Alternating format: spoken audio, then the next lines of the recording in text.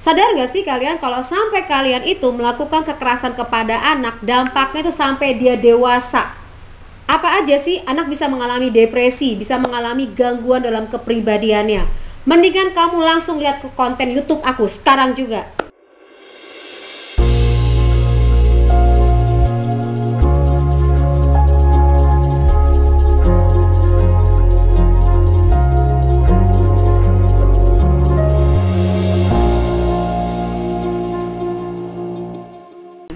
Assalamualaikum warahmatullahi wabarakatuh. Welcome back to my YouTube channel Poppy Amalia. Kali ini saya membahas mengenai dampak daripada PPKM, dampak daripada pandemi COVID yang berlarut-larut, belum ada solusi secara ketahanan mental, mengakibatkan orang mengalami gangguan secara mental. Nah, gangguan yang dialami oleh orang dewasa ini yang sudah menikah ternyata tidak hanya begitu saja dialami oleh mereka, tapi ternyata dampak ini juga dirasakan oleh anaknya. Tanpa terasa, perasaan-perasaan kemarahan, kebencian, kekesalan, kesedihan, panik dengan kondisi pandemik ini akhirnya direpres, ditahan di perasaan. Begitu pulang, maka akan dicari target orang atau individu yang paling lemah di dalam keluarga tersebut. Siapa lagi kalau bukan anak? Kasusnya sangat luar biasa sepanjang proses pandemik ini, maka mengakibatkan banyak kasus anak yang mengalami depresi. Jangan salah kalau kamu tidak fokus dan konsentrasi untuk memperhatikan masalah ini, karena anak-anak Indonesia itu harus ditolong dengan kondisi yang saat ini yang lagi kita peduli adalah selalu masalah kesehatan fisik, tapi luput kita memperhatikan kesehatan mental anak-anak Indonesia. Langsung untuk kamu bisa menganalisa bersama aku sekarang. Tapi sebelum menganalisa bersama aku sekarang, aku tunggu untuk kamu bisa like, subscribe, and share, serta pencet tanda lonceng untuk mendapatkan notifikasi agar besok ke depan apabila ada konten-konten yang berkaitan sama psikologis bisa langsung kamu dapatkan pertama. Oke? Langsung kita bahas pembahasan mengenai hal ini. Aku ngerti banget perasaan kamu ya, kalau misalnya saat ini panik mungkin ya, karena ya berbagai macam keadaan terhadap pekerjaan kamu. Semua dirumahkan, hampir rata-rata kementerian, BUMN dan lain-lain itu dirumahkan. Ada perasaan di mana sebagai orang yang penggiat bisnis, kapan nih berakhir ya? Dan penggiat bisnis di sini baik UMKM maupun ya katakanlah bisnis properti, kemudian bisnis yang berkaitan sama mobil dan bisnis-bisnis yang kamu geluti saat ini itu mengalami kendala. Bukan hanya kamu sebagai pebisnis yang mengalami kendala, tapi juga untuk orang-orang yang bekerja. Banyak banget orang di luar sana yang di PHK tanpa terasa. Pada saat kondisi pandemik ini, persoalan perekonomian menjadi persoalan nomor satu tanpa terasa. Tapi kalau misalnya mereka harus keluar untuk bekerja, menjadi kendala tersendiri, takut terserang namanya COVID. COVID sekarang dengan berbagai macam varian, ini mengakibatkan kebingungan dan ketakutan tapi tidak ada alasan. Dan proses yang tanpa alasan ini dirasakan karena tidak tahu kapan berhentinya. Nah, keadaan yang dirasakan ketakutan, mencekam, dan lain-lain ini tanpa disadari itu direpres. Pada saat direpres ini, sebagai orang yang menjadi tulang punggung keluarga, terkadang tidak bisa mengontrol perasaannya. Begitu sampai di rumah, tidak tahu bagaimana mengelola apa yang dirasakannya. Belum lagi tuntutan-tuntutan di rumah. Mungkin istri yang berharap punya pendapatan, bisa makan, dan lain-lain. Kita nggak melihat kondisi kita, tapi kita lihat orang-orang di luar sana yang banyak banget seperti yang kamu rasakan saat ini, kebingungan-kebingungan. Nah, tanpa terasa, yang dilampiaskan perasaan-perasaan tersebut, yang tertekan tersebut, itu dilampiaskan kepada makhluk yang paling lemah di rumah tersebut. Di antaranya yaitu anak. Nah, kasus kekerasan terhadap anak itu begitu banyak dan menyayat hati kalau saya memperhatikan kasus-kasusnya. Kenapa? Karena banyak banget anak-anak yang curhat kepada saya. Tidak hanya satu loh di DM saya, ribuan yang mereka berharap banget untuk ada solusinya, agar tahu bagaimana, kemana harus mereka melaporkan, kemana mereka harus bercerita. Karena rata-rata pada saat anak mendapatkan kekerasan secara verbal maupun abuse secara kekerasan fisik, mereka tidak tahu harus melapor kepada siapa. Dan tanpa terasa, orang pelaku kekerasan terhadap anak membentuk sebuah kepribadian yang juga akan melakukan tindak kekerasan kepada orang lain. Dan mereka juga akan menjadi anak yang insecure, bahkan depresi, serta bisa mengakibatkan gangguan secara mental. Mending sekarang Anda benar-benar fokus apa penyebabnya dan lain-lain. Kita ikuti beberapa berita berikut ini. Liputan 6, kasus kekerasan terhadap anak perempuan meningkat selama pandemi COVID-19. Kasus kekerasan terhadap anak dan perempuan terus meningkat selama masa pandemi COVID-19. Berdasarkan data Catahu Komnas Perempuan dan kurun waktu 12 tahun, kekerasan terhadap perempuan meningkat sebanyak 792% dan hampir 8 kali lipat.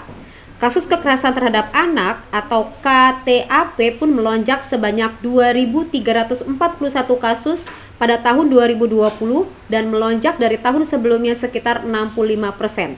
Angka-angka tersebut menunjukkan kondisi perempuan Indonesia mengalami kehidupan yang tidak nyaman.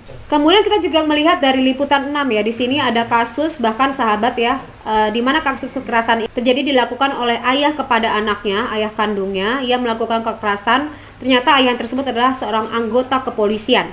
Dia melakukan KDRT terhadap anak perempuannya dengan menampar pipi sang anak. Masalah terjadi saat anak membela sepupunya dan si anak tersebut diseret oleh ayahnya karena melakukan kesalahan. Tidak tega melihat sepupunya, si anak langsung menggigit tangan si ayah. Saat itu juga terjadi insiden kekerasan tersebut. Kemudian juga ada kasus lagi seorang ibu yang memukul anak saat belajar. Kasus ini terjadi di Kota Malang. Seorang ibu memukul anaknya berusia 8 tahun lantaran tidak paham dengan pelajaran matematika yang diajarkan oleh ibunya. Kita lihat video berikut ini.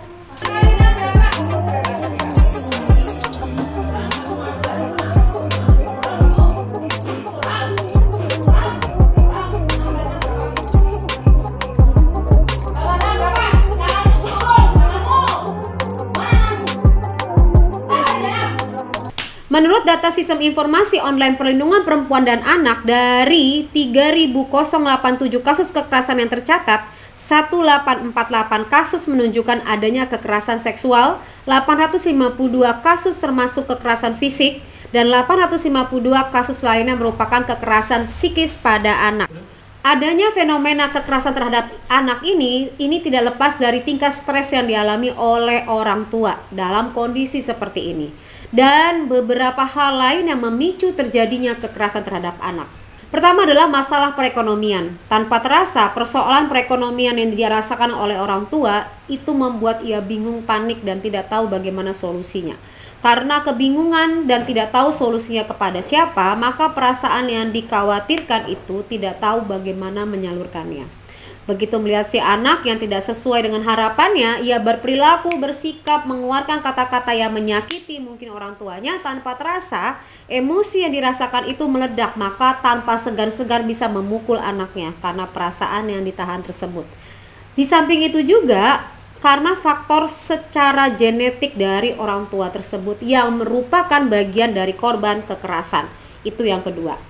Biasanya orang tua yang mengalami kekerasan pada saat kecil, ia akan melakukan lagi kepada anaknya pada saat ia menikah. Oleh sebab itu, Anda pada saat mau menikah, perhatikan latar belakang si pasangan tersebut. Kalau pasangan kamu atau pacar kamu yang mendapatkan abuse pada saat kecil, ia tidak bisa mentolerir dia kelak akan melakukan kepada anaknya. Oleh sebab itu, kalau kamu menemukan kasus tersebut, langsung kamu membawa pasangan kamu tersebut ke psikolog klinis untuk mendapatkan layanan secara psikologis. Tidak bisa dibiarkan karena kelak dia akan melakukan kepada anakmu kalau kamu menikah nanti. Penting banget. Dan apabila diri kamu sendiri juga pernah mengalami abuse, segera kamu mendapatkan pertolongan secara profesional langsung ke psikolog. Jangan dibiarkan berlarut karena nanti akan mengakibatkan diri kamu mengalami depresi yang tidak bisa diselesaikan. Depresi yang kamu rasakan, kamu bisa tiba-tiba marah, tiba-tiba bisa sedih, dan kamu bisa marah dengan keadaan tanpa kamu ngerti kenapa kamu seperti itu. Langsung segera menuju ke Instagram Poppy Psikolog untuk mendapatkan layanan secara psikologis.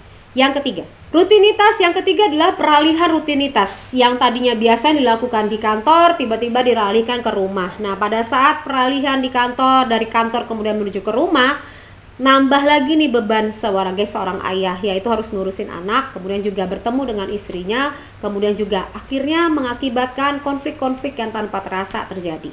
Konflik dengan anak, konflik dengan istri. Nah, sampai disadarin akhirnya mengakibatkan pemukulan buat anak. Nah, anak yang dipukul ini Kalau dia masih kecil, dia akan berpikir bahwa memang pantas dia dipukul karena tidak tahu bagaimana melakukan pembelaan. Ingat, dia masih kecil. Tapi kalau sudah agak sedikit lebih dewasa, dia biasanya akan membalas dengan kalimat-kalimat, kenapa aku dipukul dan lain-lain. Nah, tingkat intensitasnya pada saat pemukulan kepada anak akan bertambah-tambah. Kenapa? Karena dari awal mukulnya sekali, kecil, kedua nambah. Begitu si anak udah bisa berdialog, maka mendapatkan pemukulan lebih sering lagi. Nah, si anak yang mendapatkan pemukulan tidak tahu bagaimana harus kemana ia menceritakan persoalannya. Rata-rata kekerasan terjadi pada anak ini, dia akan diam, badannya dipukulin setiap hari tanpa dia tahu harus bercerita kepada siapa. Bisa Anda bayangkan anak tersebut yang di rumah saja tidak kemana-mana, di dalam kamar mendapatkan pemukulan setiap hari. Orang tua yang harusnya melindungi anak justru ini memukul anaknya. Yang keempat, pengetahuan si orang tua yang minim. Dalam hal ini apa? Mereka memiliki pengetahuan kalau anak salah, pukul aja, nggak masalah kok. Kemudian pengetahuan orang tua yang terbatas dalam hal ini tidak diedukasi, yaitu kalau kamu menyatakan perasaan kamu, nyatakan dengan kalimat, tidak dengan pemukulan. Kenapa tidak diedukasi? Karena tidak ada pembelajaran pada saat dia kecil. Nah, orang-orang yang kecerdasannya di atas rata-rata, orang-orang yang kebuka wawasannya cenderung minim untuk melakukan kekerasan kepada anak. Tapi kalau orang-orang yang vokabularinya atau kalimat-kalimat terbatas, biasanya kerap akan melakukan kekerasan terhadap anaknya. Karena tadi ketidaktahuan informasi. Nah, anak yang menerima kekerasan dari orang tua yang tersebut, khawatirnya berpikir bahwa memang kalau kamu tidak sesuai dengan harapan kamu, pukul aja. Makanya banyak terjadi anak-anak yang akhirnya keluar untuk mencari pelampiasan atas rasa yang dirasakan oleh dirinya. Ketakutan yang dirasakan, depresi yang dirasakan, itu akan mengakibatkan perilaku, kenakalan-kenakalan remaja yang muncul. Kita masuk pembahasan selanjutnya. Efek negatif yang dirasakan oleh seorang anak pada saat menerima kekerasan dari orang tuanya adalah, pertama, emosinya tidak stabil. Anak yang mengalami kekerasan daripada orang tuanya pasti, rata-rata, pasti, saya bisa menggaransikan, pasti emosinya nggak stabil. Emosi itu apa sih? Perasaan yang nggak stabil. Misalnya, anak menjadi lebih sering sedih atau marah, sulit tidur, bermimpi buruk, memiliki rasa percaya diri yang rendah, ingin melukai dirinya sendiri, atau bahkan keinginan untuk bunuh diri. Itu menjadi solusi buat dirinya karena dia tidak tahu bagaimana untuk menyelesaikan persoalannya. Di antaranya agak sedikit menyeramkan ya buat Anda semua yang menyaksikan. Menyakiti diri sendiri. Emang Anda tahu apa yang dilakukan sama anak Anda di dalam kamar? Nah, ini akan menjadi perhatian tersendiri buat Anda. Yang berikutnya adalah penurunan fungsi otak anak. Efek kekerasan pada anak juga dapat mempengaruhi struktur dan perkembangan otak, hingga terjadi penurunan fungsi otak di bagian tertentu. Hal tersebut berpotensi menimbulkan efek jangka panjang, mulai dari penurunan prestasi akademik hingga gangguan kesehatan mental pada saat ia dewasa kelak. Berikutnya, tidak mudah bagi anak untuk mempercayai orang lain. Anak korban kekerasan merasakan pengalaman buruk dalam hal penyalahgunakan rasa percaya dan rasa aman. Biasanya mereka merasa tidak aman pada saat dewasa. Dia merasa insecure dan merasa ketakutan, sulit untuk mempercayai orang lain dan merasa takut untuk ditinggalkan. Kemudian yang keempat, yang berikutnya adalah sulit mempertahankan sebuah hubungan atau komitmen dengan orang lain. Hampir rata-rata anak-anak yang mengalami korban kekerasan dari orang tua sulit sekali untuk membina hubungan dan berkomunikasi serius dan berkomitmen dengan orang lain. Pengalaman sebagai korban kekerasan pada anak membuat mereka sulit mempercayai orang lain, mudah cemburu, mudah curiga, merasa kesulitan mempertahankan hubungan pribadi untuk jangka waktu yang lama karena rasa takut. Kondisi ini beresiko membuat mereka menjadi merasa kesepian. Penelitian ini menunjukkan bahwa banyak korban kekerasan anak yang mengalami kegagalan dalam membina hubungan asmara dan pernikahan pada saat ia dewasa.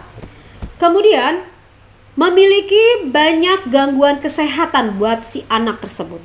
Efek kekerasan pada anak mempengaruhi kesehatan dan tumbuh kembang anak. Korban kekerasan anak beresiko mengalami gangguan kesehatan yang lebih tinggi, baik secara psikis maupun fisik pada saat mereka tumbuh dewasa. Trauma akibat kekerasan pada anak meningkatkan resiko mengalami asma, depresi, penyakit jantung koroner, stroke, diabetes, obesitas, Hampir rata-rata anak yang mengalami kekerasan dari orang tuanya, dia mengalami obesitas, berat badannya yang naik karena sebagai pelampiasan kemarahan yang dirasakannya. Hingga kecenderungan untuk mengkonsumsi alkohol lebih dan menggunakan narkoba. Hal ini berdasarkan dari penelitian yang mencatat prevalensi upaya bunuh diri yang cukup tinggi pada orang dewasa yang pernah menjadi korban kekerasan pada anak. Kemudian yang berikutnya, si anak tersebut akan menjadi pelaku kekerasan kepada orang lain. Saat anak korban kekerasan menjadi orang tua atau pengasuh, mereka beresiko melakukan hal yang sama pada anaknya atau anak yang menjadi asuhannya.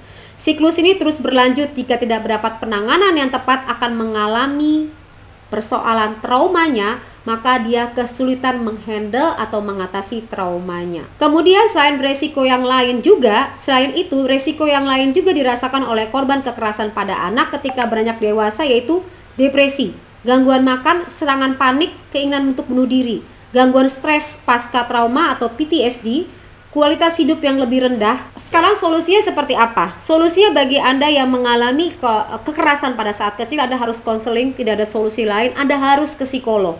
Tidak bisa dibiarkan. Kenapa? Karena emosi Anda tidak stabil.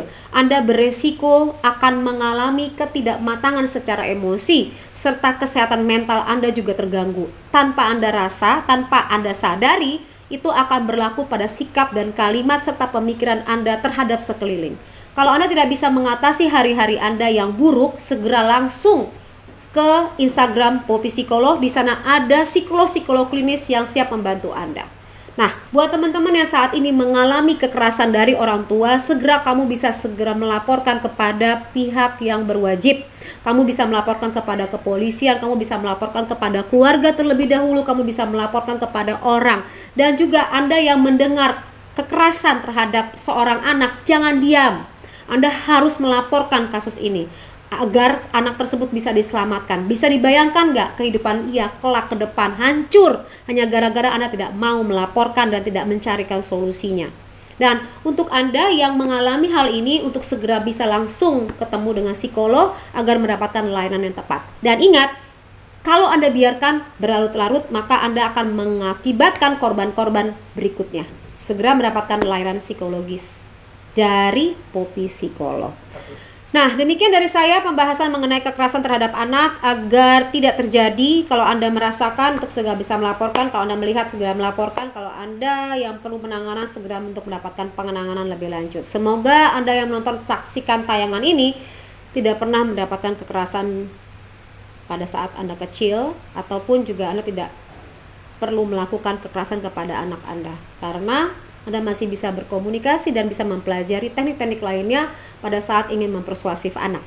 Segera belajar di konten saya yang sebelumnya bagaimana komunikasi persuasif kepada anak secara tepat dan juga bagaimana berdialog dengan anak. Kalau anak Anda sedikit nakal, kalau anak Anda sedikit tidak bisa diatur, Anda bisa masuk ke hypnoparenting. Jadi jangan dipukul. Kalau Anda memukul anak, Anda berhadapan sama saya. Demikian dari saya. Wassalamualaikum warahmatullahi wabarakatuh.